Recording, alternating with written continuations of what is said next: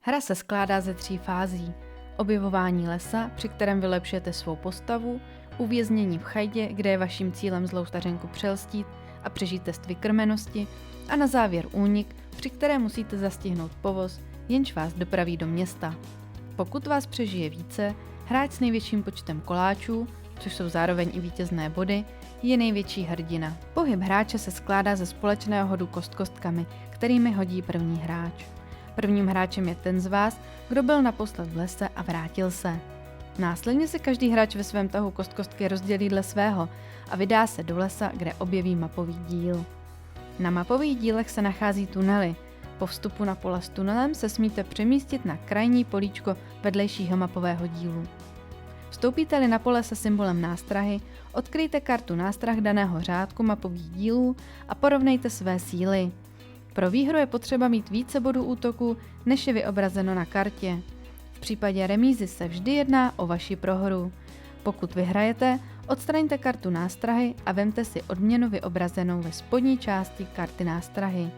Při prohře zůstává vaše postava na balíčku před nástrahou, váš tah končí a karta nástrahy zůstává odhalena na balíčku karet. Čím hlouběji jste v lese, tím větší nástrahy potkáváte, ale zároveň můžete získat i větší odměnu. Počet karet nástrah pro jednotlivý řádek je pak dán počtem hráčů. Může se tedy stát, že při častých soubojích přemůžete všechny nástrahy a daný balíček bude vymlácen. Poslední, na co můžete v lese narazit, jsou kostlivci. Po otočení mapového dílu se symbolem kostlivce položte na toto políčko 3 žetony kostlivce. Tyto žetony symbolizují 3 předměty. Pro získání předmětu je potřeba na dané políčko vstoupit, použít akci rabování kostlivce, odstranit jeden žeton a vzít si kartu předmětu. V rámci akce smíte taktéž zaplatit 1 koláč, podívat se na tolik karet předmětů, kolik je žetonů na políčku a jednu z nich si vybrat.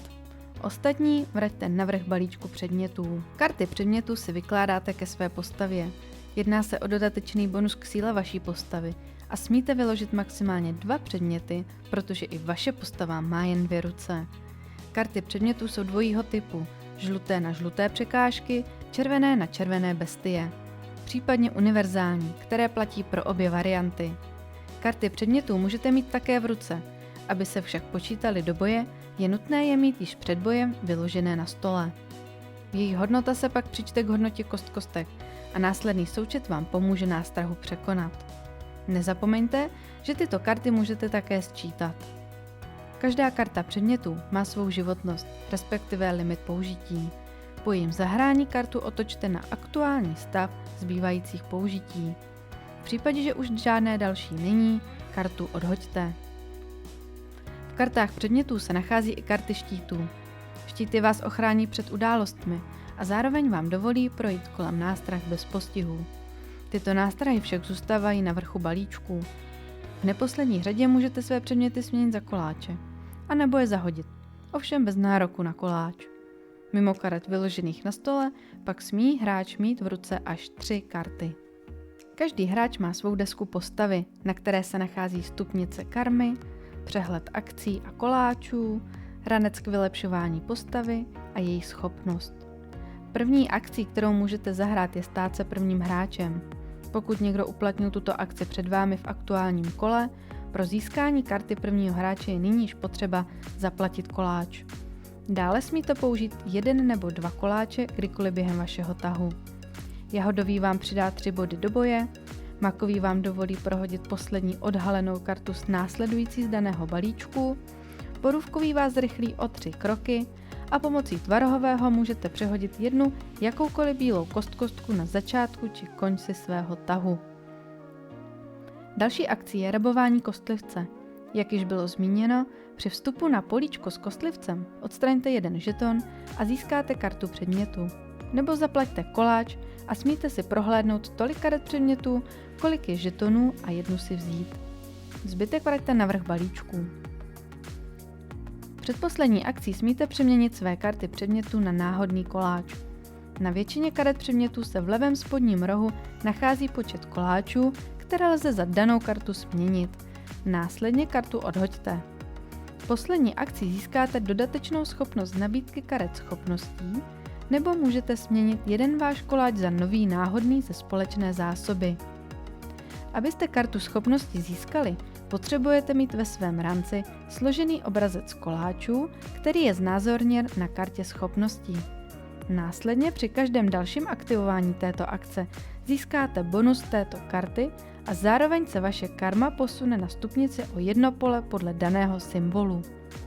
Také je možné tuto kartu během aktivování akce zahodit a vzít si novou, splňujete-li složení koláčů nové karty schopnosti ve svém ranci. Ve svém tahu tedy smíte zahrát až 2 akce, přičemž k lepší přehlednosti vám k tomu slouží 2 plamínky jakožto ukazatelé akcí. Koláče můžete hromadit vedle desky své postavy nebo je umisťovat do rance. Zaplníte-li prvních 6 polí, získáte malou kostku, která slouží pouze vám a je na vás, zda ji použijete pro navýšení hodnoty pro váš pohyb nebo boj. V případě vyplnění celého rance vylepšíte malou kostku na velkou s hodnotou až 4. Avšak po každém získání kostky jsou koláče proto použité zamčeny v ranci a už ji nelze odebrat či použít v jiné akci. Smíte je pouze přesouvat v rámci rance. Každá postava má svoji vrozenou schopnost, kterou může dále rozvíjet.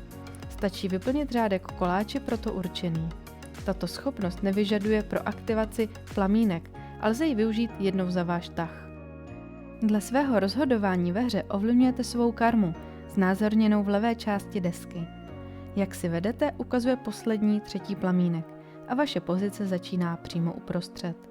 Je jen na vás, zda se vydáte cestou dobra a budete směřovat do nebe směrem nahoru, nebo cestou zla a zamíříte do pekla směrem dolů. V obou případech však průběžně získáváte zakreslené výhody. Dojdete-li na poslední pole karmy, vaše pozice se uzamkne, už není cesty zpět a vy smíte hrát pouze události pro daný symbol.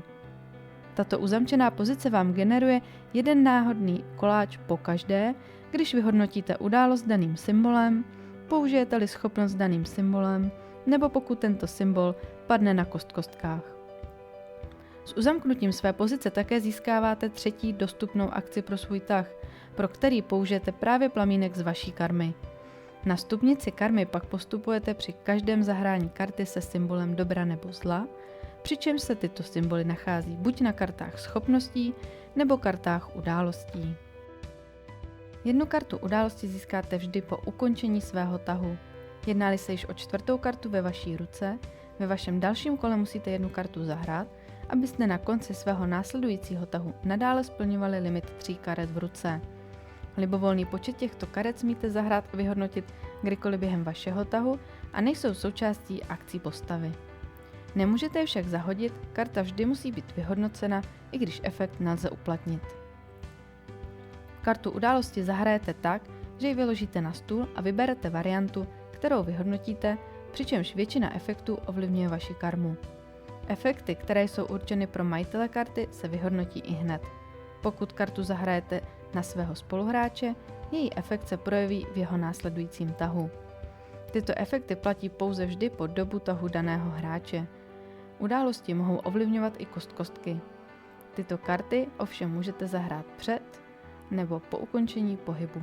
Nikdy ne během pohybu.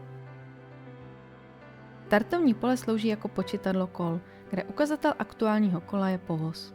První kolo začíná tak, že hráč hodí kostkami, všichni odehrají své tahy, poté se posune povoz o pole vpřed, odstraní se poslední karta z nabídky schopností a přidá se jedna nová. Takto mohou v první fázi proběhnout až 4 kola. Následně se povoz posune na pole s klecí, všichni hráči jsou staženi z herního plánu do chajdy a začíná fáze 2. Může se stát, že některý z hráčů dorazí do chajdy dříve. V takovém případě se už dohraje pouze aktuální kolo. Hráči, kteří doběhli do chajdy, mají nárok na odměnu. Získají jeden 4barevný koláč a kartu artefaktu. Tu si vyberou z balíčku karet artefaktů, jenž je dán počtem hráčů. Podaří-li se vám ve druhé fázi uniknout z klece, nastává fáze 3, ve které prcháte. Povoz pokračuje ve své jízdě po cestě do města na startovním poli a odpočítává poslední 3 kola do konce hry. Nyní se snažíte na povoz nasednout, zachránit se a hru vyhrát. V opačném případě zůstanete v lese a stanete se večeří pro stařenku, která vás nemilosrdně sní.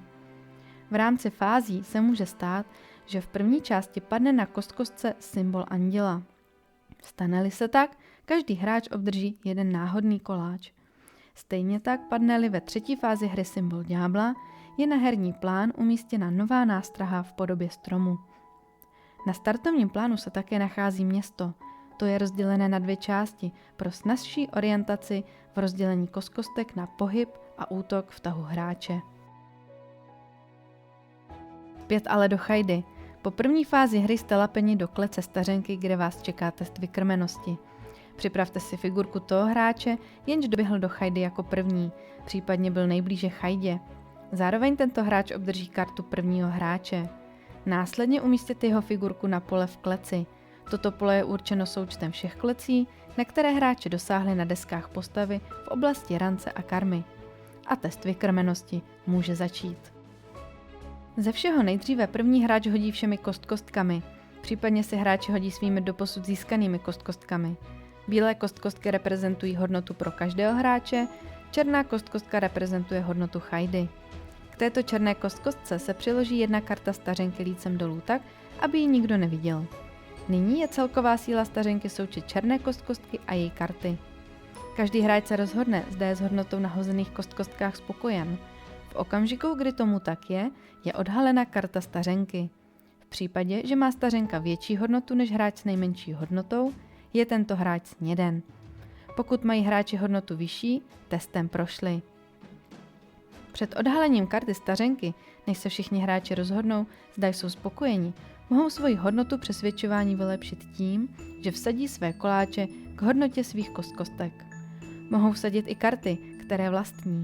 Zde se počítají vyobrazené koláče. Po případě mohou hráči darovat své koláče svému spoluhráči a pomoci mu. Nezapomínejte ale, že všechny vsazené koláče a karty musí hráči po ukončení testu vykrmenosti zahodit. V případě, že nastane rovnost hodnot mezi hráči, je sněden hráč s nejnižším počtem koláčů. V případě, že nastane rovnost mezi hráčem a stařenkou, hráč prohrává, protože, jak již bylo zmíněno, každá remíza je vaší prohrou. Případný přebytek, který má každý přeživší po odečtení hodnoty hráče a stařenky, slouží k postupu na stupnici klece. A takto se postupně posouváte z klece ven. Pokud se vám podaří klec opustit, začíná fáze útěku. Pokud tomu tak není, celý test vykrmenosti se opakuje na novo. Snědla-li některého hráče stařenka, test se okamžitě ukončuje a taktéž začíná fáze útěku. Snědený hráč od této chvíle ovládá chajdu a jeho cílem je nenechat nikoho utéct z lesa. Při útěku vše probíhá tak jako doposud, s tím rozdílem, že hráči nyní musí zastihnout povoz na jednom ze 3 polí, na která je nutno naskočit ve správný čas. Čím dříve ho stihnete, tím větší odměnu získáte a tím dříve na vás stařenka nedosáhne. Na konci každého kola útěku přichází na řadu tah chajdy, neboli její pohyb. Je dán černou kostkostkou, kterou má společně s hráči. K této hodnotě se otočí jedna karta stařenky, jejíž hodnota je přičtena k pohybu chajdy. Na kartě je vždy vyobrazeno, jakého hráče bude pronásledovat, proto je třeba rychle pospíchat za povozem, protože chajda ignoruje labyrint a jde co nejkratší možnou cestou. V případě, že chajdu už ovládá některý z hráčů, je zcela na něm, kudy se chajda vydá. Na některých kartách je pak vyobrazen strom, který se umístí na políčko s ikonou stromu. Strom blokuje cestu hráčům a je potřeba ho překonat stejně jako nástrahu. Jeho hodnota se rovná hodnotě poslední otočené karty stromu a nemůže být odstraněn. Vstoupí-li chajda na pole s hráčem, je bez slitování sněden. Za každého snědeného hráče pak přibude malá kostka k síle chajdy. Konec hry nastává ve chvíli, kdy povoz odjede do města. Hráči, kteří nestihli nastoupit, zůstali na pospas chajdě. Hráči na povozu jsou vítězi. Na závěr si mohou si číst své koláče a koláče z karet, aby zjistili, kdo si vedl nejlépe. Pokud někdo takový vůbec bude. Ale tak, orientaci v rozdělení kostkostek na pohyb auto v tahu hráče do